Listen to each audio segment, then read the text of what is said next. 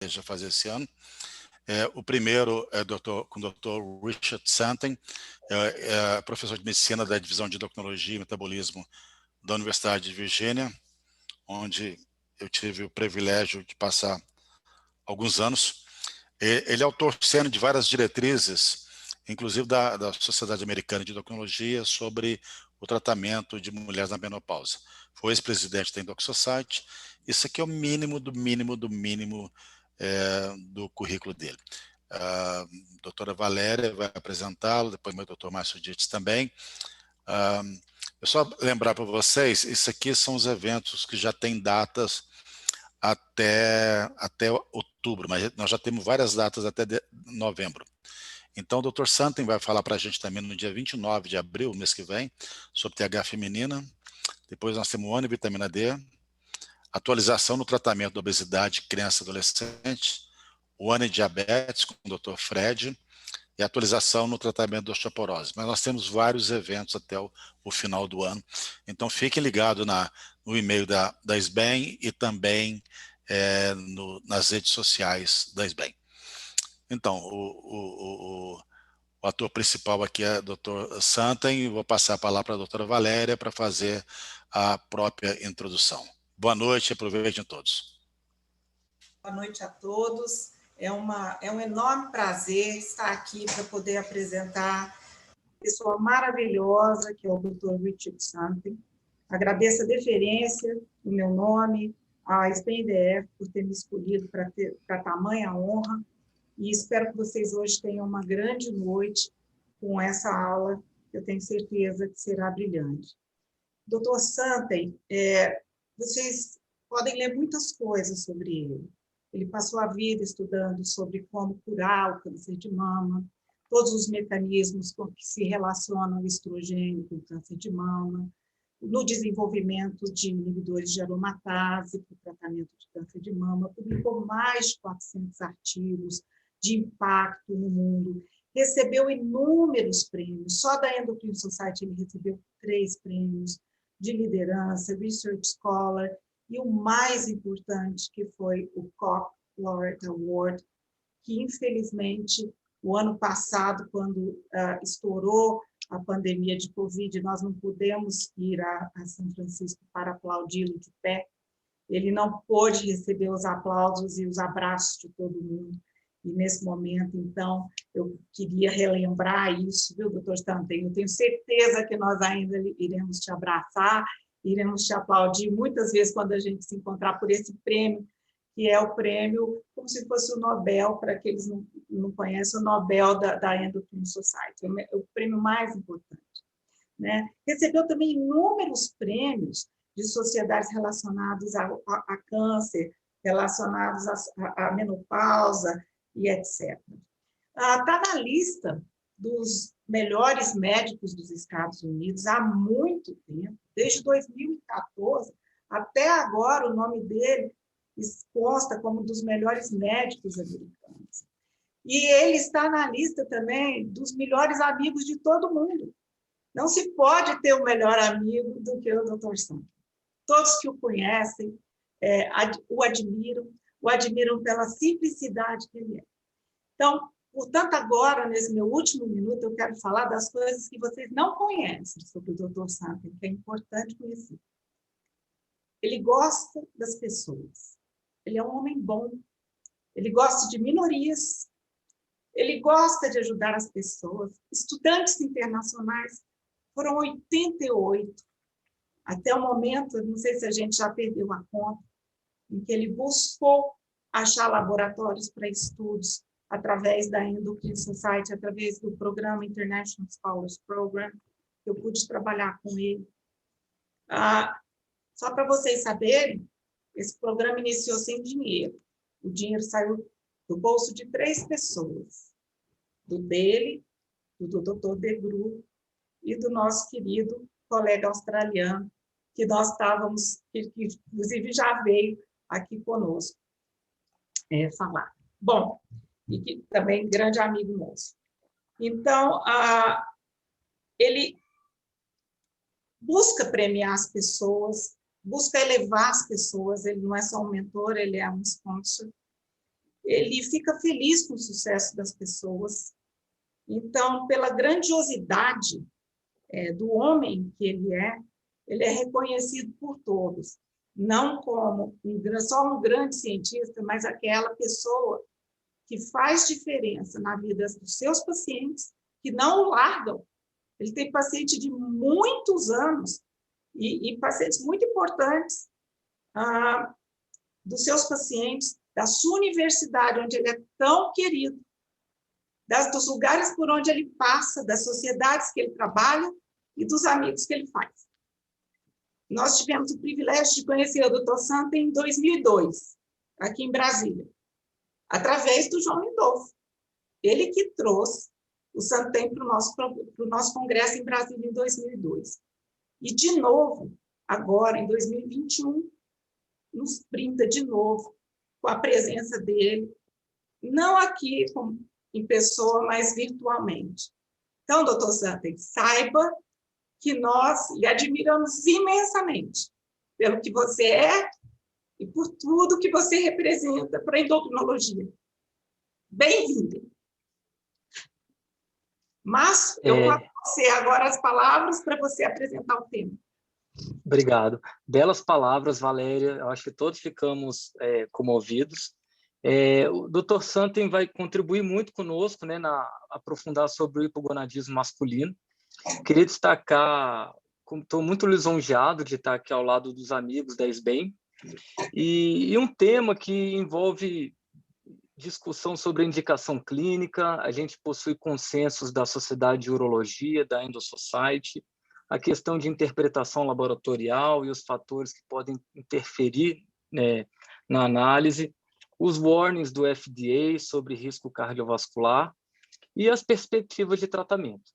Muito obrigado, Dr. Santen. O microfone está com você. Okay, am I on? Yes. Okay. It's missing only the slides. Yeah, All now right. ready. Okay. So first of all, I am really pleased to be able to give this talk. It's the new technology, of course, that we can share our knowledge across countries. And I have to say, when I was a resident at New York City, my intern was Dr. Tomás Cruz, that some of you know was a president of the Brazilian Endocrine Society many years before Valeria. But my interest in Brazil really was from Tomás, who said he would invite me to Brazil. I met Valeria and many of your colleagues and have had many pleasant memories from my time in Brazil, and also many interactions with Valeria. Now, let me go to the current status of androgen therapy in men. Hope I can get this to go. Having trouble getting the next slide, and I don't know why. Okay, so I'm going to start with a case. This is a 58-year-old Caucasian male. His complaint was decreased libido and erectile function with gradual onset over a 4-year period. He had a history of normal puberty, married, 35 years, 3 children, normal sense of smell, on no medications, review of systems, family, and social history, nothing pertinent. He was 5'9". Sorry about the centimeters. I guess that's about 170. Weight 250 pounds, BMI 37. He had no gynecomastia. His testes were of normal size. And pertinent to this, his total testosterone was 110 nanograms per 100 ml. Normal is 300 to 900. His SHBG was 52, prolactin normal, LH and FSH normal, and estradiol 38. We did repeat his total testosterone, and it was still low. Free testosterone was low as well. So what I'm going to do in this talk, I'm going to review pertinent physiology. I'll summarize 5 recent randomized trials of testosterone versus placebo, review the current and new treatment options, review the Endocrine Society guidelines on male hypogonadism, and then I'll give you my personal opinion about the management of the patient. So let's start about normal physiology. So gonadotropin releasing hormone, of course, stimulates in the pituitary LH and FSH. LH, what happened here?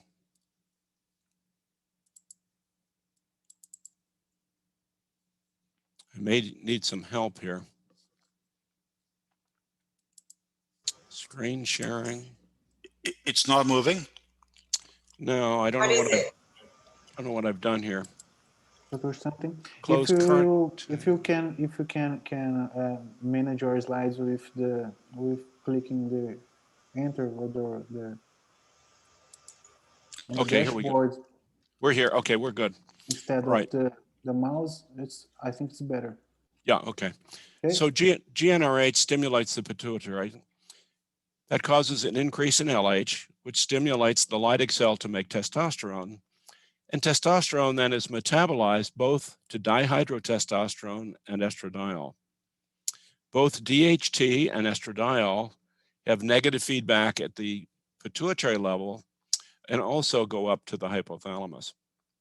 If we look at the other side, FSH stimulates the Sertoli cell to make inhibin, and inhibin has a negative feedback effect at the pituitary. I don't know what's happening here.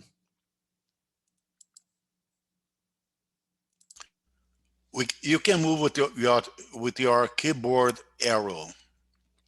Yeah, okay. Trying to do that. Got to get rid of that. Okay, let's look at the role of estradiol. We don't think of estradiol having much of an effect on the pituitary, but it's quite important for the pituitary and symptomatically. So the pathway of estrogen biosynthesis in men is that androstenedione is aromatized to estrone, and testosterone is aromatized to estradiol. If we block aromatase with an aromatase inhibitor, what we see is that estradiol levels go down, but because estradiol is important for regulating LH and FSH, you block estradiol, LH goes up, FSH goes up, and testosterone goes up. This was in 30 men, basically, showing the role of estradiol. Dihydrotestosterone also feeds back on LH, and we know this because LH is moderately higher in men with 5-alpha reductase deficiency than in normal men, and it's also slightly higher in men receiving a 5-alpha reductase inhibitor used for benign prostatic hyperplasia. One of the recent findings is that neurokinin B acts upstream of GnRH, stimulates GnRH to increase the secretion of both LH and FSH, and neurokinin B then is involved in pulsatile LH release. And these are new findings just recently published. So what are the specific effects of estrogen versus androgen in men? What specific roles do estrogens play in male physiology? What are the specific roles of androgen? And what are the combined effects of androgens and estrogen? I'm going to quote the prismatic studies of Joel Finkelstein, which were published in the New England Journal of Medicine about 5 years ago. And what he showed was that androgen itself stimulates thigh muscle mass, thigh muscle strength, and lean body mass. Estrogen blocks bone resorption, stimulates subcutaneous fat, intra-abdominal fat, total body fat, and breast tissue. But surprisingly, both estrogen and androgen control libido, erectile function, LDL cholesterol, and HDL cholesterol. So we hadn't thought until recently that estrogen is involved in libido, but in fact, in patients that have aromatase deficiency and low estrogens but normal testosterone, there's a marked reduction in libido in these patients. I like very much Joel Finkelstein's analysis of what level of testosterone affects various functions. So if the testosterone level is less than 500 nanograms per deciliter, you will get a reduction of prostate-specific antigen, PSA. If it's lower than 400, you get a lowering of sexual desire. If it's lower than 300, an effect on fat mass, and even lower levels, decreased leg strength, bone resorption, thigh muscle area, lean mass. But you have to get down to about 150 nanograms per deciliter to knock out erectile function. And this is very helpful in thinking about patients. So let's go on then to the Institute of Medicine recommendations to try to find out more about the effects and the safety of testosterone. They recommended randomized trials of testosterone versus placebo, mainly in older men with moderately low testosterone levels and older men that didn't have primary gonadal problems, but were just older. There are 5 trials now published on sexual function, anemia, coronary artery plaque, volumetric bone density, and cognitive function. These are the studies published in mainly in Journal of the American Medical Association, JAMA, and so on, and most of them by Peter Snyder and his colleagues. I will just summarize these studies and the results. So they used, in 12 centers, 7 coordinated trials, they used testosterone gel, and they adjusted the dose to the normal range in younger men versus placebo, only 1 year duration. All of the men were over 65. All testosterone levels were under 275, the mean 240. So the normal range would be 300 and above. So mild decrease, mean age 75, mean BMI of 31. So let's summarize the conclusions. Symptomatic men greater than age 65 responded with a moderate benefit of sexual function, an improvement of mood and depressive symptoms when testosterone level was increased from moderately low to mid-normal. So an effect on sexual function, mood, and depression. No change in memory, no change in other cognitive functions. There was a significant improvement in bone density, as you might expect, because increasing testosterone also increases estradiol levels, and a significant improvement in anemia. What we don't know is the long-term safety, because these studies were only 1 year. Also, there was found a significant increase in coronary artery non-calcified plaque volume at 12 months, but no difference in calcified plaque score or coronary events. But this is a word of caution about the possibility of increasing cardiovascular events in men who receive testosterone at this age. And of course, it was underpowered for cardiac events, too few patients, and only 1 year trial. So there's an unresolved controversy. If we give testosterone to aging men, do we have an effect on coronary events, which would be adverse? They're only observational studies, and the data are conflicting. Different populations of men, risk factors different, medications different. So to try to resolve this, the National Institute of Health at the United States brought a number of experts to try to come to a consensus. And basically, they couldn't decide because the data were insufficient to come to a conclusion. So we don't know yet about the underlying risks over time when men are given this long term. I'm concerned, however, because of one study. And if we look at the rates of myocardial infarction during the pre-treatment interval and then after testosterone therapy, there was a slight increased risk, relative risk of 1.36 in men of all ages. But if you look at men under 65, this increased risk was not statistically significant. But if you look at men over age 65, the hazard ratio was 2.19, and this was statistically significant. So I'm a little bit concerned for older men who already have underlying undiagnosed heart disease. When you give them testosterone, I'm not very comfortable that this might be safe in these individuals. So we need randomized controlled trials on cardiovascular disease. All data are observational.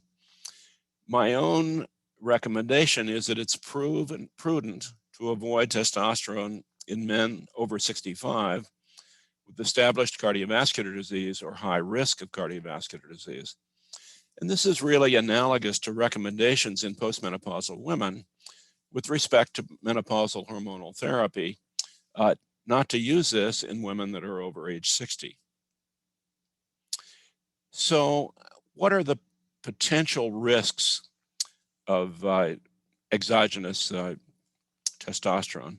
Stimulation of pre-existing prostate cancer, obstructive uropathy getting worse, sleep apnea, and this is based on physiologic studies, secondary polycythemia, and of course, question mark, cardiovascular disease. So let's talk a little bit about evaluation of hypogonadism, not only in men that are aging, but in adult men that are younger as well. So certainly we want to elicit symptoms suggesting of low testosterone, particularly decreased libido, erectile dysfunction, impaired endurance and strength. We want then to obtain a total testosterone in the early morning between 8 and 9, because the levels go down as the day goes on. If the level is less than 300 nanograms per 100 ml, or the lower limit of your assay, you want to measure SHBG to calculate free testosterone, particularly if the man is obese. And then you want to repeat the testosterone. One is free testosterone. And if those are low, you want to measure LH and FSH. There's a lot of controversy about whether free testosterone is valuable in men that you're evaluating. I like this study of Antonio in the Journal of Clinical Endocrinology and Metabolism. He studied 3,000 men ages 40 to 49. What he found was that in men that had low free testosterone, even in the presence of normal total, this was associated with androgen deficiency symptoms. And if the men had a normal free testosterone, but their low testosterone, their total testosterone was low, was not associated with symptoms. Observational study, but to me, this is good evidence that free testosterone provides clinical information that is important and helps to interpret a total testosterone level. So I'm a believer in measuring free testosterone. Let's talk then about different circumstances. If the LH is high and the testosterone is low, this is primary hypogonadism, and this can occur with aging, Klinefelter syndrome, and this can be mosaic, so we only see these patients when they're 30 or 40 years old. I'm going to emphasize chronic renal disease because not as much is known about this.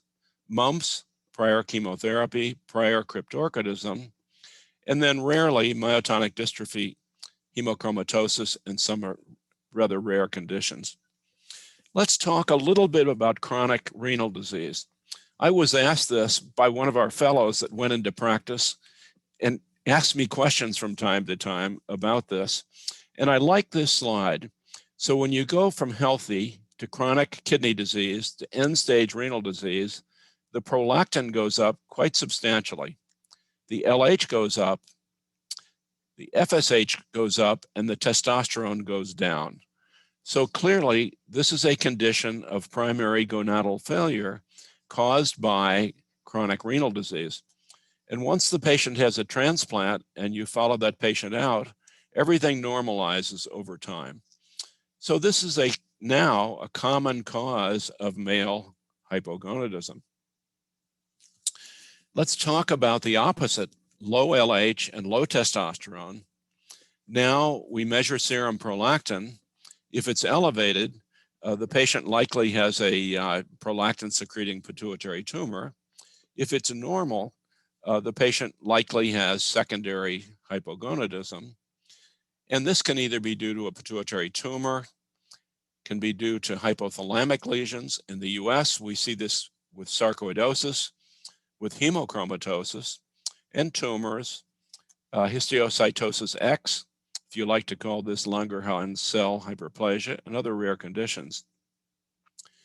But in my practice, and I think likely is correct, obesity is the most common condition that I see associated with low testosterone and a low or low normal LH. And this is caused because obesity is associated with an increase in aromatase, which increases estrogen and suppresses LH and FSH. And of course, in aging, obesity goes up with aging.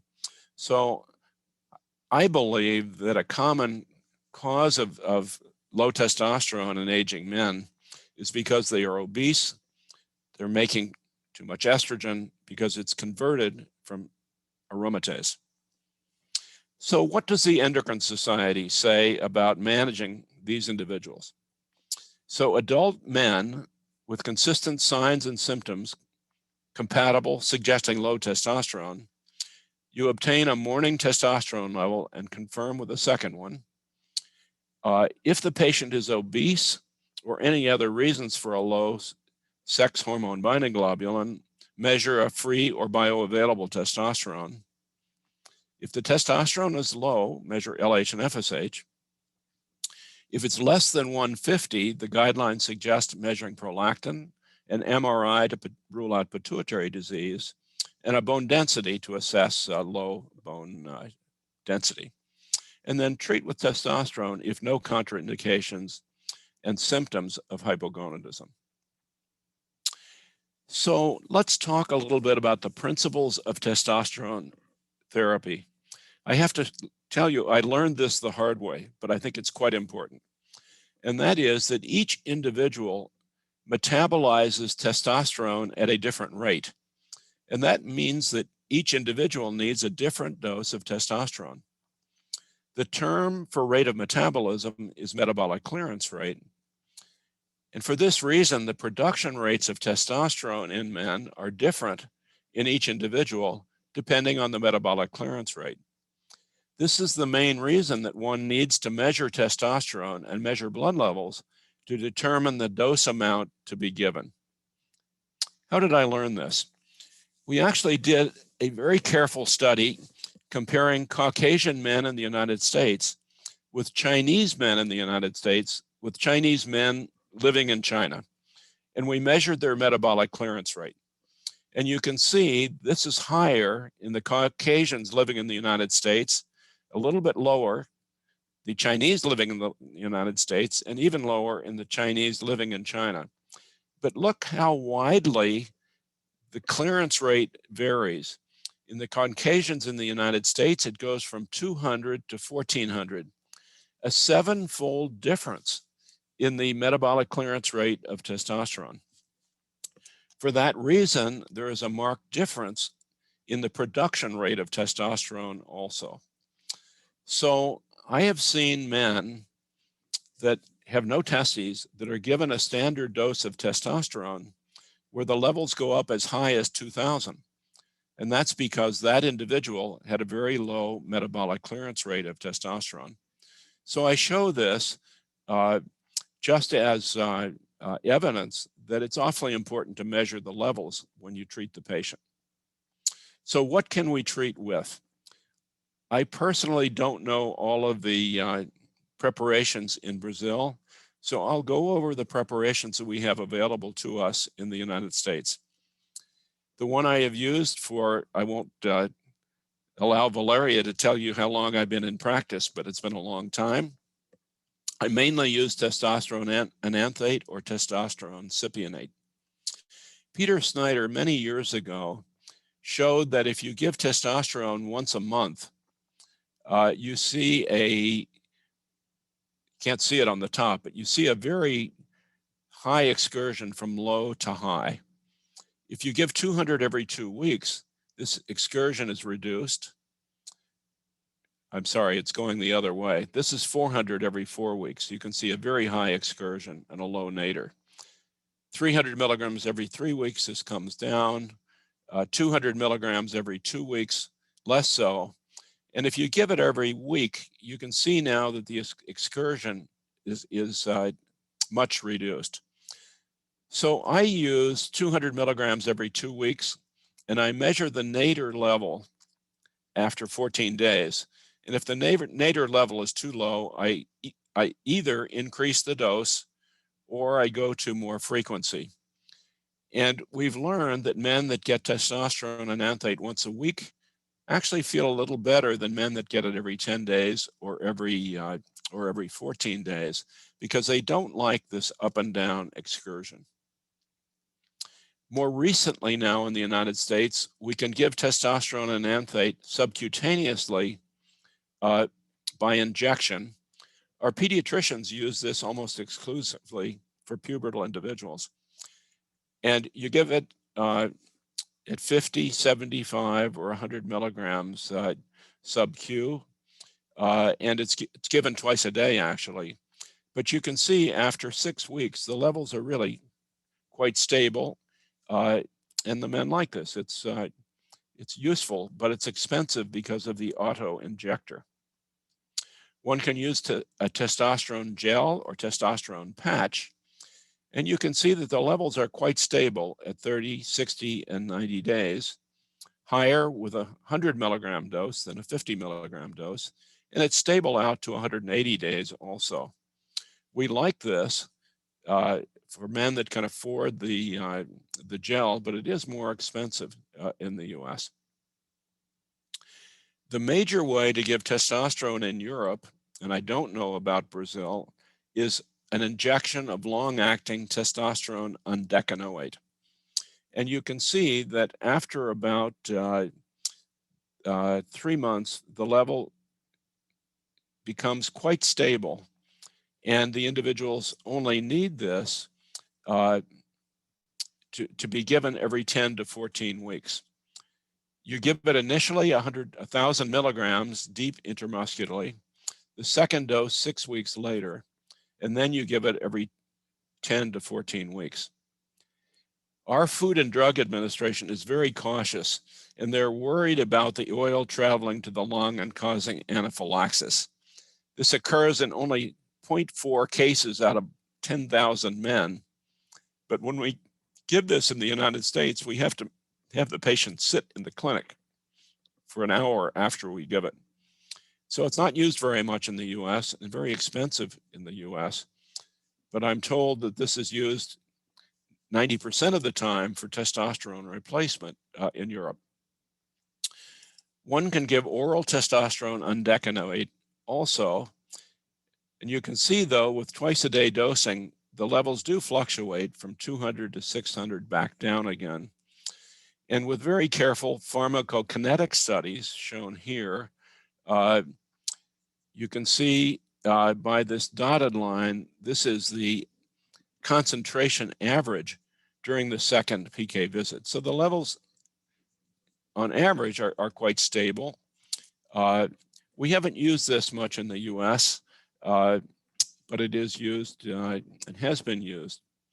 And you can see that oral testosterone undecanoate versus topical, it's pretty similar. So this is a therapy that does work. So let's go back to my patient. And I really emphasize this patient because he's quite typical of the men that I see. In the Southwest, the southern part of the United States, obesity is rampant. And so we see a lot of obese patients. This individual had a low testosterone, 110 on one analysis, 150 on another. His LH and FSH were normal. His estradiol level was at the upper range of normal, 38 picograms per mil. He was obese, and the Endocrine Society guidelines would say that we'd have to do an MRI in this patient because his testosterone levels were quite low. I don't agree with this because I think you get the same information with an aromatase stimulation test. He's obese, he has a higher than normal estradiol level.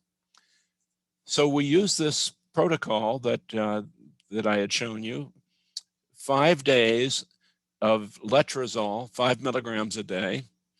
And normally the LH, FSH, and testosterone goes up, the estradiol goes down.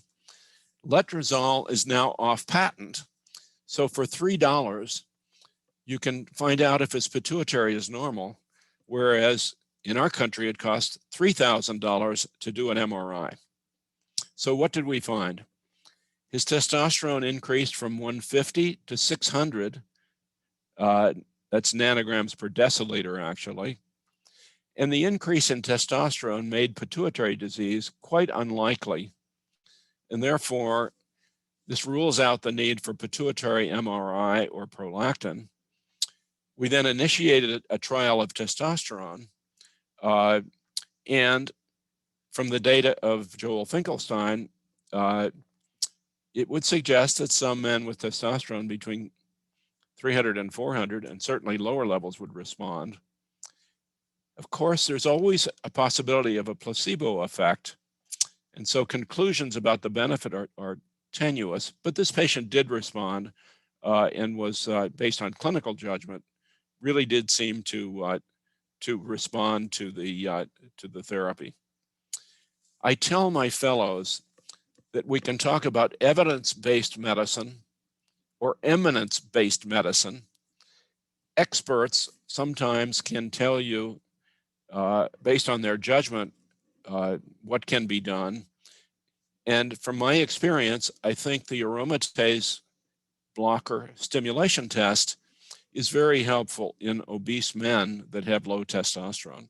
And that in these individuals, if they respond, an MRI is not necessary. Now, I'm always asked the question, since this patient had a rise in testosterone to 600 with the aromatase inhibitor, is that safe? Could I just treat him with that rather than with testosterone? There really is not sufficient data to know that. There is one study shown here in 30 men given an aromatase inhibitor for 12 months. The testosterone went up, the bioavailable testosterone went up, the DHT went up, estradiol went down, SHBG went down, and LH levels went up. And after a year, it seemed to be safe.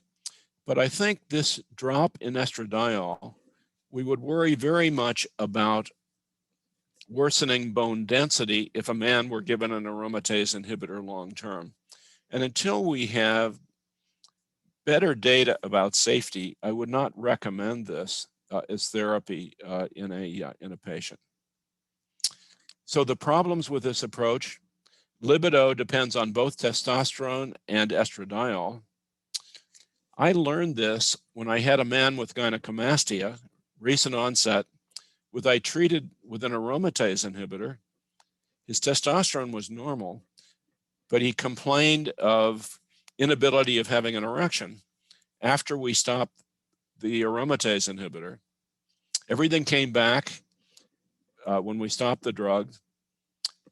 We challenged him with the aromatase inhibitor again several months later, and his libido dropped again.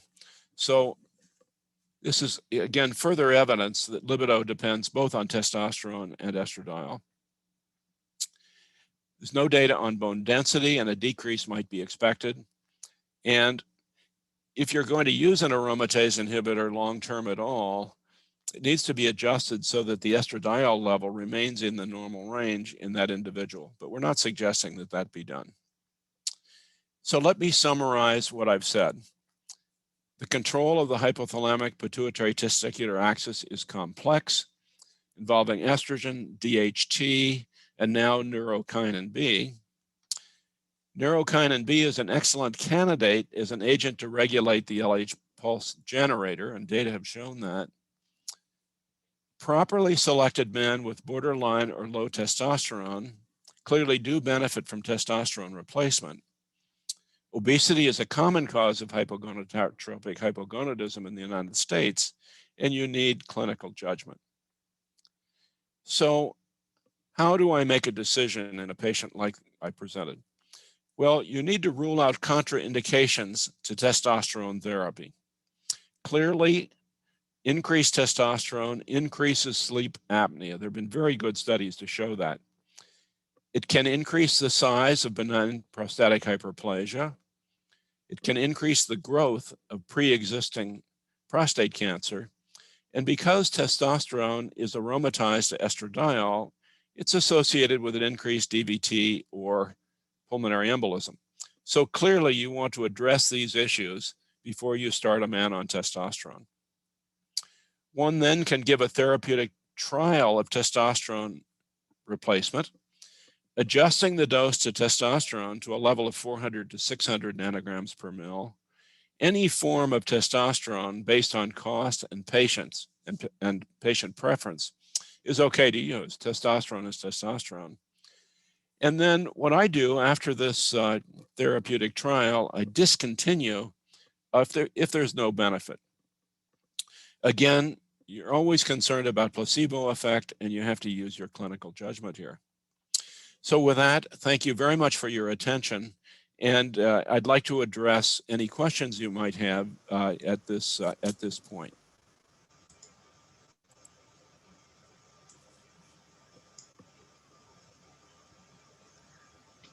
Boa noite, Richard, professor Richard. Muito obrigado pela excelente palestra. Sem dúvidas nenhuma, a sua experiência muito grande no assunto enriqueceu muito. Eu vou começar com uma pergunta. Alguns estudos relacionam o risco cardiovascular da testosterona com idosos frágeis e pacientes com alto risco cardiovascular. E esse risco poderia estar aumentado nos 3 primeiros meses ou no início do tratamento com a testosterona. Mas talvez no longo prazo você tem benefício, uma vez que você saiu daquele momento inicial. Você acha que isso pode acontecer, o aumento do risco no início e no longo prazo, você tem um benefício frente à melhora metabólica? Valeria, you've got a job to translate, I think. Oh, was that translated? Oh, sorry. You say it in English?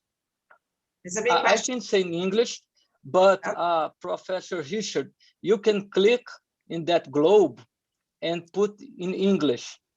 So you have all the answers in English. Okay. Yeah, it's not working, unfortunately. But we can do it in English.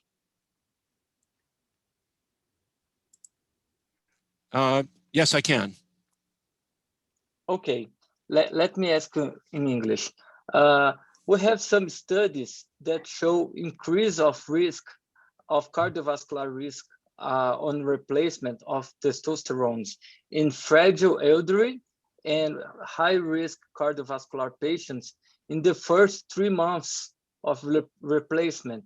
And maybe if in the long term, you can have improve of cardiovascular scenario since you have better metabolic profile. Do you think we can address that? So let me give you my opinion. And this is not based on randomized controlled trials. So since testosterone is converted into estradiol, I look at this as an issue of increasing estradiol in older or aging men. We know from the Women's Health Initiative study and a lot of other data that estrogen seems to be beneficial in younger women who don't have very much plaque on the coronary arteries. And estrogen actually improves that situation. But if a woman has a lot of plaque because she's older or has risks for cardiovascular disease, estrogen in that situation turns on enzymes that cause that plaque to destabilize, and you have a plaque rupture, and that is what causes the cardiovascular event. That's the way I look at this. So when I am asking myself whether it's going to be safe to treat a patient, I ask myself, what are the chances that that man has quite established plaque? And I then look at his age, I look at his cholesterol, I looked at his blood pressure, his family history, all of the various things that we use to assess risk. I don't measure coronary artery calcification because it's expensive.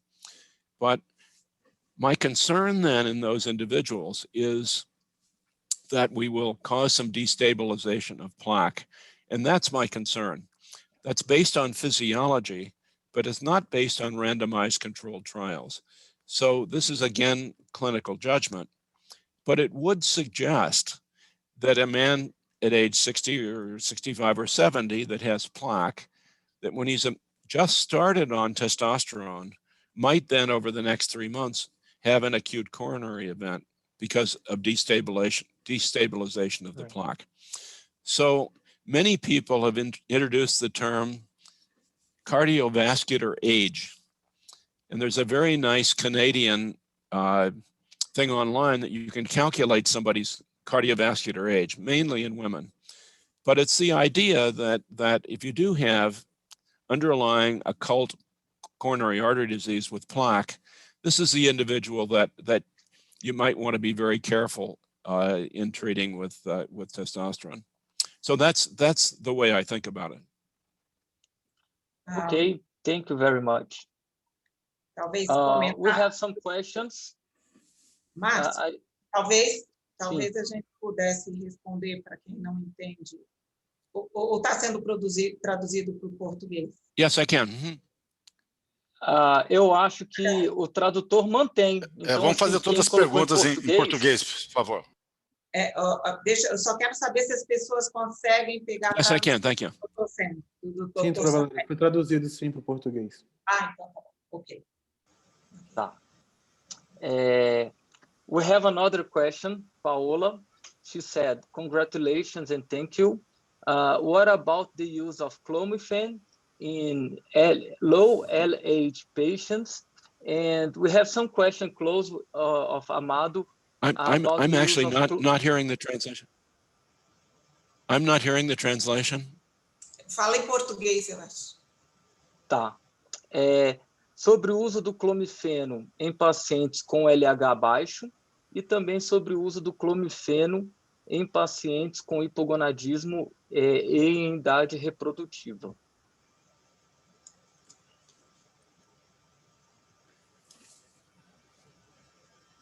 Oh, the use of clomiphene, yes. Yeah. So in individuals that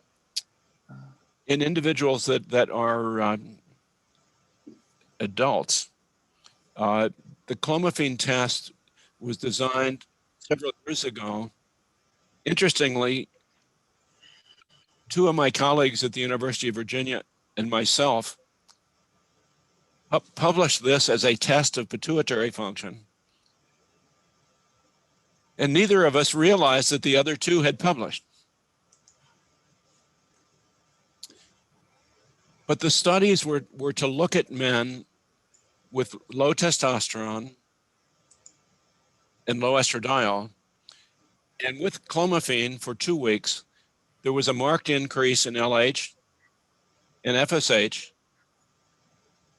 in the patients that did not have pituitary tumors. The patients that did have pituitary tumors had no increase. Now, the problem with clomiphene is it's somewhat estrogenic on the hypothalamus and anti-estrogenic on the pituitary. So it does not stimulate LH and FSH as dramatically as an aromatase inhibitor, which basically lowers the estradiol much more effectively. So we prefer the aromatase blockade to clomiphene. But either one can be used. Okay. Thank you. Posso falar, Valério? Pode. Tem uma pergunta aqui que acho que está bem... Tem uma da Adriana. Deixa eu ver aqui.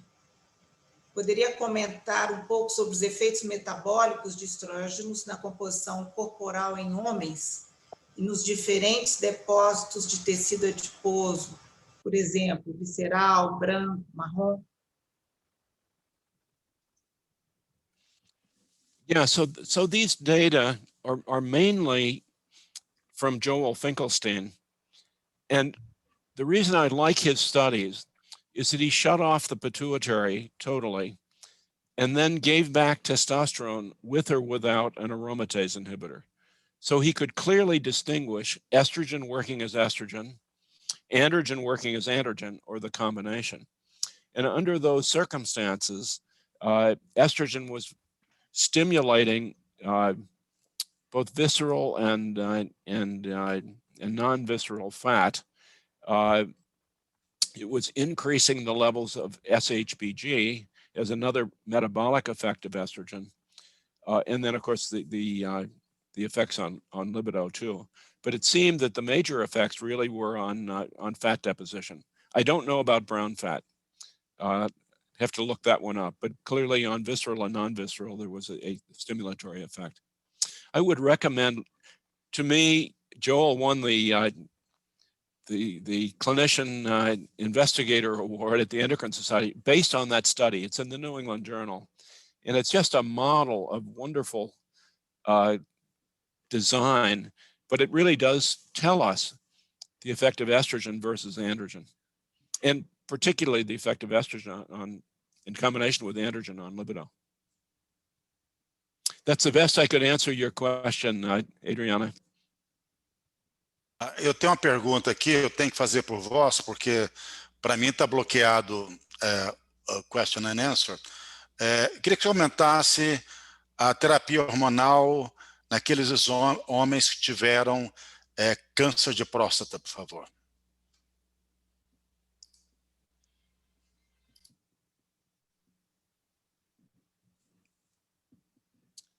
Valeria, are we finished?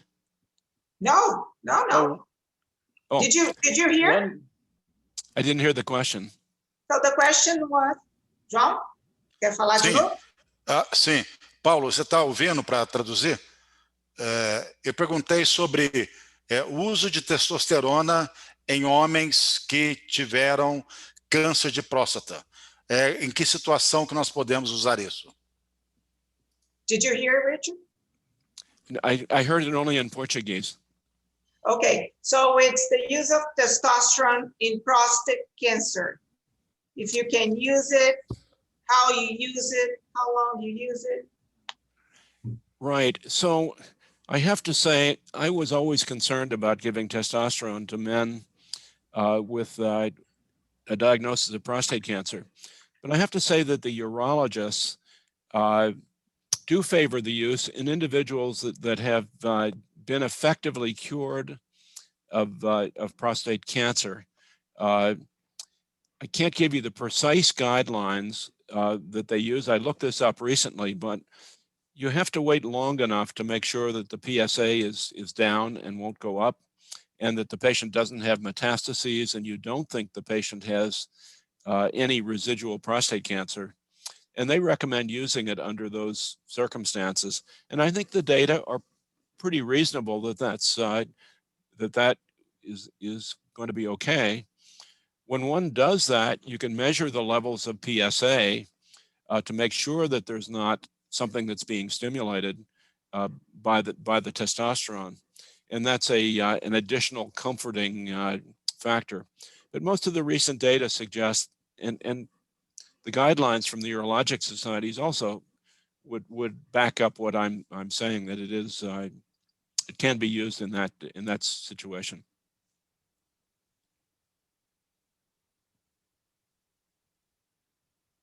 Okay. Well, any more questions?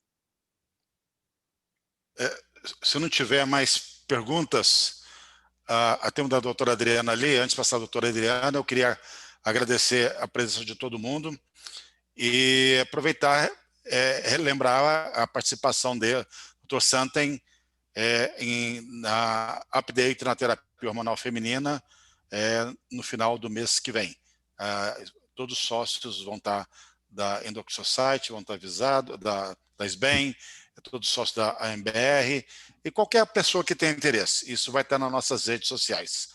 Então, vou deixar... Muito obrigado, doutor Santen. Esplendorosa essa aula. Eu vou ter que ver a gravação novamente, de tanto que eu gostei. Realmente, a sua aula, para mim, foi um ícone na terapia de reposição hormonal. Valéria, tem uma pergunta da Adriana. Eu não estou conseguindo acesso a ela, peraí. Oh. Usar a testosterona livre, é essa? Isso. Yes. Então, it's about using free testosterone on commercial assays. The majority, she says that the majority of immunoassays are not validated or reproducible. So in our clinical practice, we have to calculate free testosterone based on SHBG and albumin, and if it wouldn't be more accurate in relation to the commercial assays that we have available. This is your question. This is a very good question. In the United States, LabCorp is one of the major commercial laboratories, and they have a direct testosterone assay, which is worthless. It has been shown to not correlate at all with gold standard measurements of free testosterone. So we really recommend, and the society recommends exactly what you say, measuring testosterone by radioimmunoassay, measuring SHBG by radioimmunoassay, and then calculating both free testosterone and bioavailable testosterone. Let me comment a little bit about free testosterone and bioavailable testosterone. I personally believe that albumin-bound testosterone gets into tissue, and the non-SHBG-bound bioavailable testosterone is really the correct measurement. But it makes no difference because free testosterone correlates with bioavailable testosterone by an R value of about 0.99. So you can do either the calculation of free testosterone with SHBG in total, or you can do calculation of bioavailable. But I don't recommend doing it by a commercial ligand-altered free assay. The final thing is that we know that mass spectrometry provides a more accurate measurement of testosterone than does radioimmunoassay. And testosterone levels vary among radioimmunoassays. So the recommendation is that if you have a laboratory that's measuring testosterone by radioimmunoassay, that laboratory has to establish its own normal range. And you have to use the normal range of the assay that you're using. I think in time we will probably totally switch to mass spectrometry testosterone assays. But even among laboratories that measure testosterone by mass spectrometry, there's variations because there are variations in the method. So you want to be very confident about the laboratory that's measuring it for you. Would strongly recommend not to use the commercial direct free testosterone assay, but to do total testosterone, SHBG, calculate the free and bioavailable. So I agree with you completely. Nós temos mais tempo para perguntas, que eu gostaria de fazer uma pergunta. Oh, Richard. Sure. Yes, I can. Richard, I would like to ask you to explain us, how do you tell your patient that your patient will need testosterone replacement? How long, how much time do you take? I'm sorry, I can't hear. Can't hear? Acho que a tradução voltou. I actually couldn't hear. Maybe somebody could translate the question. Então, bom, vou falar em português. Paulo, é que o seu som está saindo no inglês, Paulo. Em inglês ou português? English? Português? Agora está correto. Português? Mas estava trocado. I have it clicked, but I don't hear. Richard, can you hear me? Yes, I can. Ok. Você me entende em português?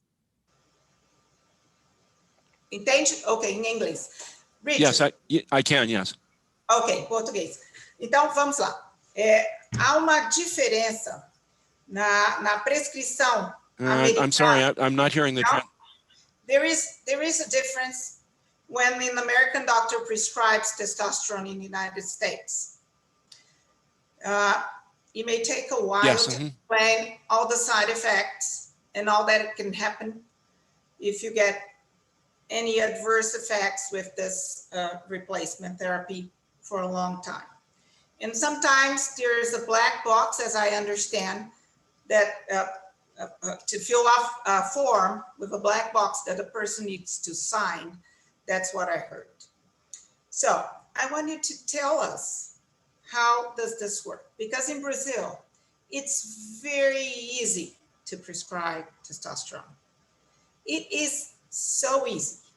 And people prescribe, and testosterone is being prescribed by other physicians, even for recreational means. So how do you feel that explaining to the patient the problems that it may cause, if not correctly used, will it help the patient deciding? Right. So the problem in the US is that on television, they hear about the problems with low testosterone, decreased energy, decreased sex drive, decreased libido. And so the majority of men in the United States that are getting testosterone don't even have a testosterone level measured. They're just given the therapy. And so patients see this and they want to be treated with testosterone. So this again is an issue of patient education, where the principles are you need symptoms and you need to have a low testosterone, and you need to have an explanation about the risks and benefits. And I have to say, in patients that come in that want to be on testosterone that have normal levels, it's very hard because of the problems. But the very funny thing is that you will see an ad on television about the benefits of testosterone.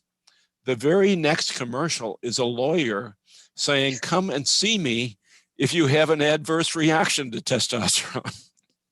So it's really strange. But I think this is an issue of education, and I think that the male public is beginning to recognize that there are risks and benefits.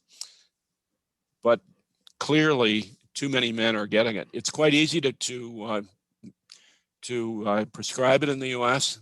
We have an electronic medical record system. 2 clicks and you get your testosterone. It's sent off electronically. So it's very easy to do it. But clearly it's being markedly overprescribed. And so it's a worldwide problem. It's a worldwide problem. Yep. Yeah. Okay. So with this, can we applaud Dr. Richard Santin? Can I make just 2 comments? Yeah. Before? Yeah. So I think philosophically, it's very interesting now, and this is all taken place because of the pandemic, that we are able to share scientific and clinical information across countries and across languages, where previously this would have been very, very different. we're finding in our own institution that we're now having visiting professors. We don't have to pay their travel. We don't have to take them out to dinner. We don't have to give them a 1987 Chateau Margaux wine. And it's making it possible for us to share our information more widely. And this is a good example of that. So I think we should all recognize that there are some good things that will take place, I think, from what we have learned in this terrible year with all of the suffering, death, and difficulties. We'll come out of this at least with one or two good things, and I think this might be one of them. That's all I wanted to say. So thank you so much for coming, for being with us. There's a lot of compliments for you over here. Such a wonderful talk. And I hope to see you again next month. Okay, very good. Thank you, everybody. Thanks for your attention. Bye-bye. Thank you. Big pleasure.